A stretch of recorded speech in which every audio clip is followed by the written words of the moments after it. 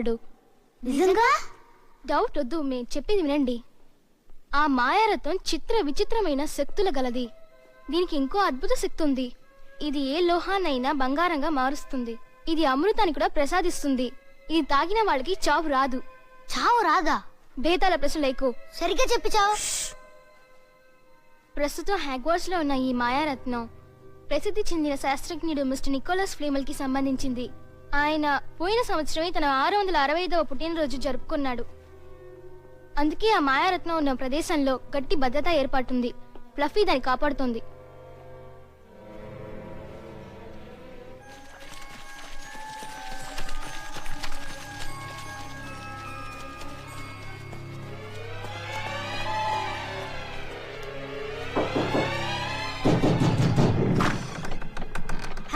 మీరా? దయచేసి ఏమీ అనుకోకండి. ఈ రోజు మీతో మాట్లాడే తీరిక నాకు లేదు. మాయారత్నం గురించి తెలిసింది.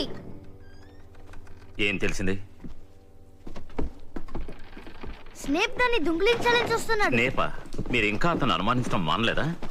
అతను రత్నాన్ని ఎందుకు దొంగిలించాలనుకుంటున్నాడో తెలీదు. స్నేప్ ఆ రత్నాన్ని కాపాడాలనుకున్న టీచర్లో ఒకడు. అతనెందుకు దొంగిలించాలని చూస్తాడు? నిజంగానా? మీకు అర్థం కాదులే.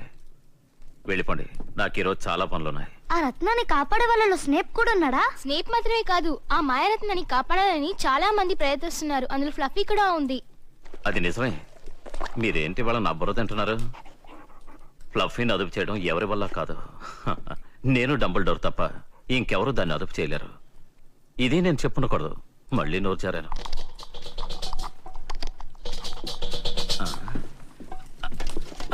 ఓ ఓ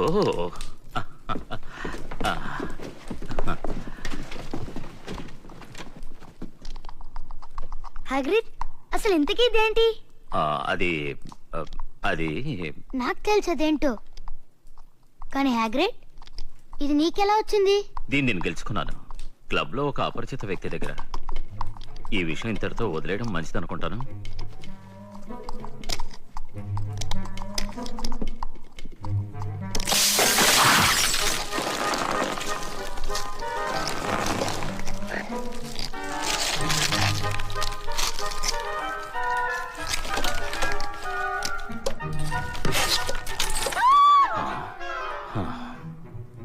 ఏంటిది? డ్రాగనా? ఇది కేవలం డ్రాగనే కాదు, ఇది నార్వేజియన్ రెజ్ బ్యాక్. మా అన్నయ్య చార్లీ రుమేనియాలో దీని గురించి చదువుతున్నాడు. ఇది చాలా అందంగా ఉంది, అందుకే నువ్వంటే నాకు చాలా ఇష్టం. కాదు నార్బర్ట్? నార్బర్ట్? అవును, అది నేను దీనికి పెట్టిన ముద్దు పేరు. Hi Norbert.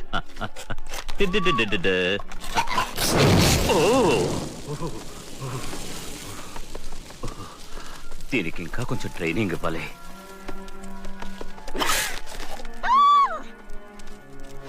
ఎవరది? మాల్ఫాయ్. మాల్ఫాయా? నేను మొదటిసారి హ్యాగ్రీడ్ని కలిసినప్పుడు తనకు డ్రాగన్ కావాలని నాతో చెప్పాడు. కానీ అనవసరంగా ఈ విషయం మాల్ఫాయ్కి తెలిసిందే. అంటే ఇందులో ఏదైనా ప్రమాదం ఉందా? ఖచ్చితంగా. Good evening. నేనప్పుడు చెప్పాను, ఇప్పుడు చెప్తున్నాను. అర్ధరాత్రి ఇష్టం వచ్చినట్టు తిరిగే హక్కు ఇక్కడి విద్యార్థులకు ఉండదు. కనుక మీరు చేసిన పొరపాటు శిక్షగా 50 పాయింట్లు తగ్గిస్తున్నాను. 50 పాయింట్లా? ఒక్కొక్కరికి. ఇలా మరొకసారి జరగకుండా ఉండడం కోసం మీ నలుగురికి ఈ శిక్ష తప్పదు. మీరు పొరపాటు పడ్డారు. నలుగురికి అంటున్నారు. తప్పు చేసింది వాళ్ళు, నేను కాదు. నువ్వు సరిగ్గానే విన్నావు మిస్టర్ మాల్ఫాయ్. వీళ్లలాగే నువ్వు అర్ధరాత్రి బయటకు వచ్చినందుకు నేనిచ్చిన తీర్పును శిరసావహించాలి. నువ్వు వీళ్లతో శిక్ష అనుభవించక తప్పదు.